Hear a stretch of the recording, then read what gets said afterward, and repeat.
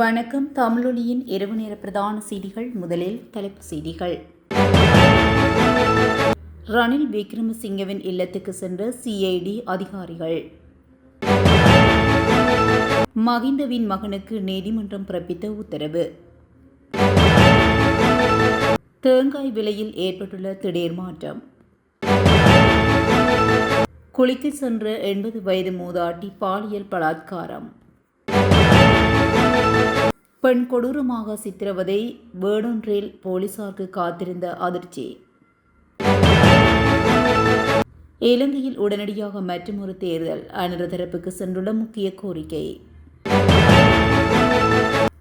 மூடப்படும் மதுபான சாலைகள் வெளியான அறிவிப்பு. பேருந்து கட்டண மோசடி தொடர்பில் போலீசாரின் விசேட அறிவிப்பு. வங்கிக் கணக்குகளை தொலைபேசியில் வைத்திருப்போருக்கு அவசர எச்சரிக்கை. ஆட்பதிவு திணைக்களத்தின் பெயரை பயன்படுத்தி மோசடி. மக்களுக்கு வெளியான அவசர எச்சரிக்கை. தொடர்பான விரிவான செய்திகள். முன்னாள் ஜனாதிபதி ரணில் விக்ரமசிங்கே இல்லத்துக்கு குற்றப்புலனாய்வு திணைக்களத்தின் அதிகாரிகள் சென்றுள்ளனர். இன்று காலை அதிகாரிகள் சென்றுள்ளதாக தெரிவிக்கப்படுகின்றது. முன்னாள் ஜனாதிபதியின் மனைவியான பேராசிரியர் மைத்ரி விக்ரமசிங்கவிடம் வாக்குமூலங்களை பதிவு செய்வதற்காகவே சென்றுள்ளதாக தெரிவிக்கப்பட்டுள்ளது. இதன்படி அவரிடம் தற்போது வாக்குமூலம் பெறப்படுவதாக தெரிவிக்கப்படுகின்றது. ஜோசித ராஜபக்ச மற்றும் அவரது பாட்டி டெய்சி போரஸ்ட் ஆகியோருக்கு எதிராக சட்டமா அதிபரால் தாக்கல் செய்யப்பட்டுள்ள வழக்கினை ஜூன் மாதம் 10ஆம் தேதி மீண்டும் அழைக்குமாறு நீதிமன்றம் உத்தரவிட்டுள்ளது. குறித்த உத்தரவானது இன்று கொழும்பு மேல் நீதிமன்றத்தால் பிறப்பிக்கப்பட்டுள்ளது. கொழும்பு மேல் நீதிமன்ற நீதிபதி ரஸ்மி சிங்கப்புலி முன்னிலையில் இந்த வழக்கு இன்று அழைக்கப்பட்டது. இதன்போது அரசு சட்டத்தரணி நீதிமன்றத்தில் தெரிவிக்கையில் இந்த குற்றச்சாட்டுகளுக்கு இணையாக மற்றொரு வழக்கு இலக்கம் 8 மேல் நீதிமன்றத்தில் தாக்கல் செய்யப்பட்டுள்ளதாக குறிப்பிட்டுள்ளார். அந்த வழக்கிற்காக திருத்தப்பட்ட குற்றப்பத்திரிகையை தாக்கல் செய்ய உத்தரவிடப்பட்டுள்ளதாகவும் அதற்கு அமைய இந்த வழக்குக்கு திருத்தப்பட்ட குற்றப்பத்திரிகையை தாக்கல் செய்ய வேண்டியிருக்கும் என்றும் அரசு சட்டத்தரணியை சுட்டிக்காட்டினார். இது தொடர்பான நடவடிக்கைகளின் முன்னேற்றத்தை அறிவிப்பதற்காக திகதியொன்றை வழங்குமாறு அரசு சட்டத்தரணி நீதிமன்றத்திடம் கோரிக்கை விடுத்துள்ளது. கடந்த சில மாதங்களாக 220 ரூபாவுக்கு விற்கப்பட்ட தேங்காய் தற்போது சந்தையில் 80 முதல் 150 ரூபாய் வரை பல்வேறு விலைகளில் விற்பனை செய்யப்படுவதாக தெரிவிக்கப்பட்டுள்ளது. சந்தையில் தேங்காய் விலை வேகமாக சரிந்தால் தேங்காய் விற்பனை அதிகரித்துள்ளதாக வியாபாரிகள் தெரிவிக்கின்றனர். தற்போது உள்நாட்டு சந்தையில் பெரிய தேங்காய் ஒன்றின் மொத்த விலை 155 முதல் 165 ரூபாவாக விற்பனை செய்யப்படுவதாக சந்தை வட்டாரங்கள் தெரிவிக்கின்றன. அத்துடன் சந்தையில் சிறிய தேங்காய் ஒன்றின் மொத்த விலை 135 முதல் 145 ரூபாவாக விற்பனை செய்யப்படுவதாக தெரிவிக்கப்படுகிறது. தெங்கு அபிவிருத்தி அதிகார சபை வெளியிட்ட தரவுகள் மூலம் குறித்த விடயம் தெரிவிக்கப்பட்டுள்ளது. இதேவேளை யாழ்ப்பாணத்தின் பல பகுதிகளில் தேங்காய் விலையில் வீழ்ச்சி ஏற்பட்டுள்ளதாக நுகர்வோர் குறிப்பிடுகின்றனர். அந்த வகையில் ஜாலில் தேங்காய் ஒன்றின் விலை 80 முதல் 150 ரூபாய் வரை விற்பனை செய்யப்படுவதை காணக்கூடியதாக உள்ளது. களுத்துறை பிரதேசத்தில் 80 வயது மதிக்கத்தக்க மூதாட்டியொருவர் இனந்தெரியாத கும்பலால் கொடூரமான முறையில் தாக்கப்பட்டு பாலியல் வன்புணர்வுக்கு உட்படுத்தப்பட்டுள்ளார். இந்த சம்பவம் களுத்துறை இங்கிரியா கைகமம் மேற்பிரிவில் இடம்பெற்றுள்ளது. குறித்த மூதாட்டி தனது வீட்டிலிருந்த ஆற்றுக்கு குளிக்க சென்றபோது வழியில் மறைந்திருந்த இனந்தெரியாத கும்பல் அவரை வழிமறித்துள்ளது. இதன்போது அவர்கள் மூதாட்டியை பாலியல் வன்புணர்வுக்கு உட்படுத்தியதுடன் அவரிடமிருந்த 2 சவரன் தங்க நகைகளையும் பறித்து கொண்டு தப்பி சென்றுள்ளனர். இச்சம்பவம் குறித்து இங்கிரியா போலீஸ் நிலையத்தில் முறைப்பாடு செய்யப்பட்டுள்ளது. பாதிக்கப்பட்ட மூதாட்டிக்கு உரிய நீதி கிடைக்க வேண்டும் எனவும் இக்கொடூர செயலில் ஈடுபட்டவர்களை கைது செய்ய விரைவான நடவடிக்கை எடுக்கப்பட வேண்டும் எனவும் தோட்டப்பகுதி பொதுமக்கள் மற்றும் சமூக ஆர்வலர்கள் கோரிக்கை விடுத்துள்ளனர்.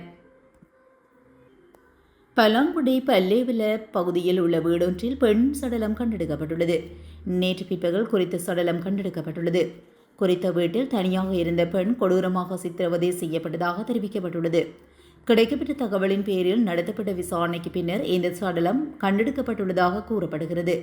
சந்தேக நபரை தேடுவதற்காக இரத்தினபுரி போலீஸ் நிலையம் மோப்ப நாய் பயன்படுத்தப்பட்டுள்ளது. பிரேத பரிசோதனை இன்று பலாங்குடி ஆதார வைத்தியசாலையில் நடத்த திட்டமிடப்பட்டுள்ளது. மேலும் சம்பவம் தொடர்பில் பின்னவல போலீசார் விசாரணைகளை மேற்கொண்டு வருகின்றனர். தேசிய மக்கள் சக்தி அரசாங்கம் பதவி விலகி உடனடியாக தேர்தலை நடத்த வேண்டும் என சில எதிர்க்கட்சிகள் கூட்டாக கோரிக்கை விடுத்துள்ளன. $2.5 மில்லியன் அரச பணம் காணாமல் போனமை, நிலக்கரி மோசடி உள்ளிட்ட பல்வேறு குற்றச்சாட்டுகள் தொடர்பில் பொறுப்பினை ஏற்றுக்கொண்டு அரசாங்கம் பதவி விலக வேண்டும் என கோரிக்கை விடுக்கப்பட்டுள்ளது.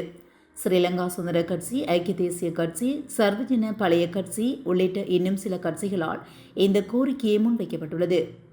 இவ்வாறான பல்வேறு மோசடிகள் பதிவாகி வருவதாக முன்னாள் வெளிவிவகார அமைச்சர் GL பீரிஸ் குற்றம் சுமத்தியுள்ளார். நிலக்கரி மோசடி, திரைசேரி மோசடி போன்ற மோசடிகளில் ஊடாக அரசாங்கத்தின் இயல்பு வெளிப்படுத்தப்பட்டுள்ளதாக அவர் தெரிவித்துள்ளார். நிலக்கரி மோசடியை தடுத்து நிறுத்த எந்த ஒரு அமைச்சரினாலும் முடியவில்லை என அவர் தெரிவித்துள்ளார். எதிர்வரும் மே மாதத்தில் 3 நாட்கள் நாட்டின் அனைத்து மதுபான சாலைகளையும் மூடுவதற்கு தீர்மானிக்கப்பட்டுள்ளதாக கலால் திணைக்களம் தெரிவித்துள்ளது. சர்வதேச தொழிலாளர் தினம் மற்றும் வைகாசி விசாக பூரணை முன்னிட்டு இவ்வாறு மதுபான சாலைகளை மூட தீர்மானமிட்டப்பட்டுள்ளது. அரசாங்கத்தினால் பிரகடனப்படுத்தப்பட்டுள்ள விசேட தினங்களை கருத்தில் கொண்டு இந்த நடவடிக்கை எடுக்கப்பட்டுள்ளது. அந்த வகையில் மே 1 சர்வதேச தொழிலாளர் தினமும், மே 30 வைகாசி விசாக பூரணை தினம் மற்றும் மே 31 வைகாசி விசாக பூரணைக்கு அடுத்த நாள் இவ்வாறு மதுபான சாலைகள் மூடப்பட உள்ளன. நிர்ணயிக்கப்பட்ட கட்டணத்தை விட அதிக கட்டணம் அறவிடும் பேருந்துகள் தொடர்பில் போலீசார் விசேட அறிவிப்பு ஒன்றை வெளியிட்டுள்ளனர். அதன்படி பேருந்து கட்டண மோசடி குறித்து முறைப்பாடுகளை வழங்குமாறு போலீஸ் ஊடகப் பிரிவு பொதுமக்களை கேட்டுக் கொண்டுள்ளது. அதிக கட்டணம் அறவிடும் பேருந்து நடத்துனர்கள் அல்லது உரிமையாளர்களுக்கு எதிராக தொடர்பாக 118 அல்லது 119 ஆகிய அவசர அழைப்பு இலக்கங்கள் ஊடாக தொடர்பு கொண்டு முறைப்பாடுகளை பதிவு செய்யலாம் அல்லது அருகிலுள்ள போலீஸ் நிலையத்துக்கு சென்று வாய்மொழி மூலமாகவோ அல்லது எழுத்து மூலமாகவோ முறைப்பாடு அளிக்க முடியும் என தெரிவிக்கப்பட்டுள்ளது. வாட்ஸ்அப் மற்றும் டெலிகிராம் வழியாக நடத்தப்படும் அபாயகரமான புதிய நிதி மோசடி குறித்து போலீசார் எச்சரிக்கை விடுத்துள்ளனர். அந்த வகையில் வாட்ஸ்அப் மற்றும் டெலிகிராம் வழியாக தீங்கிழைக்கும் கோப்புகள் அனுப்பப்படுகின்றன. இந்த கோப்புகள் பெரும்பாலும் திருமண அழைப்பிதழ்கள், மின்சார கட்டண ரசீதுகள் அல்லது லாட்டரி அறிவிப்புகள் போல காணப்படுகின்றன. அவற்றை கிளிக் செய்தவுடன் அவை கைபேசிகளில் தீங்கு விளைவிக்கும் மென்பொருளை நிறுவுகின்றது. இது கேக்கர்கள் சாதனத்தின் திரையை கட்டுப்படுத்தவும், வங்கிக் கணக்குகளுடன் இணைக்கப்பட்ட ரகசிய ஒருமுறை கடவுச்சொல் குறியீடுகள் உட்பட குறுஞ்செய்திகளை படிக்கவும் அனுமதிக்கின்றது. சந்தேகத்துக்கிடமான APK கோப்புகள் நண்பர்களிடமிருந்து வந்ததாக தோன்றினாலும் அவற்றை ஒருபோதும் பதிவிறக்கம் செய்யவோ அல்லது திறக்கவோ கூடாது. செயலிகளை பெற எப்போதும் கூகுள் பிளே ஸ்டோர் அல்லது ஆப்பிள் ஆப் ஸ்டோரை பயன்படுத்துங்கள். மேலும் கைபேசி அமைப்புகளில் உள்ள அறியப்படாத செயலிகளை நிறுவவும் விருப்பம் முடக்கப்பட்டுள்ளதா என்பதை உறுதிப்படுத்திக் கொள்ளுங்கள் என கூறப்பட்டுள்ளது.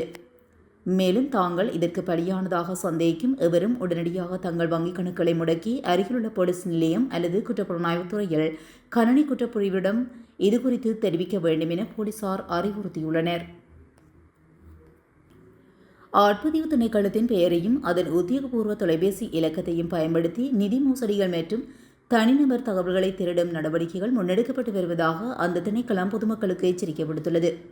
திணைக்களத்தின் உத்தியோகபூர்வ அழைப்பு மைய இலக்கத்தை போன்றே தோற்றமளிக்கும் 0115226126 மற்றும் 0115226126 ஆகிய எண்கள் மற்றும் 07711677739 மற்றும் 0742756098 ஆகிய கையிலக்க தொலைபேசி இலக்கங்கள் ஊடாக பொதுமக்களை தொடர்பு கொள்ளும் மோசடியாளர்கள் அவர்களை ஏமாற்றி தகவல்களை பெற்று வருவதாக திணைக்களம் வெளியிட்டுள்ள அறிக்கையில் குறிப்பிடப்பட்டுள்ளது.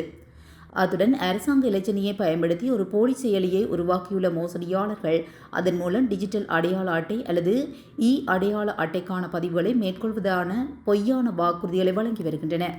இவ்வாறான எந்தவொரு பதிவுகளையும் தமது திணைக்களம் தொலைபேசி வாயிலாகவோ அல்லது செயலி மூலமாகவோ முன்னெடுப்பதில்லை என்பதை ஆட்பதிவு திணைக்களம் தெரிவித்துள்ளது. இத்துடன் தமிழொலியின் இரவு நேர பிரதான செய்திகள் நிறைவடைகின்றன. தொடர்ந்தும் செய்திகளோடு இணைந்திருக்க தமிழொலி ஊடகத்துடன் இணைந்திருங்கள். நன்றி, வணக்கம்.